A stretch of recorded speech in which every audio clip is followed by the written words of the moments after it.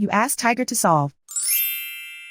This deals with linear equations with one unknown. The final result is x equals 5 over 12.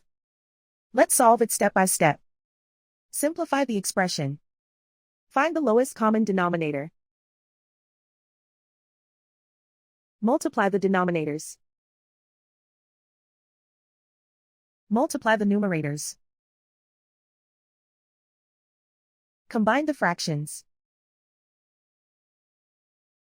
Combine the numerators. Group all constants on the right side of the equation. Add 5 over 12 to both sides. Combine the fractions.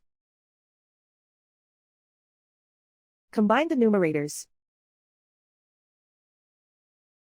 Reduce the zero numerator. Simplify the arithmetic.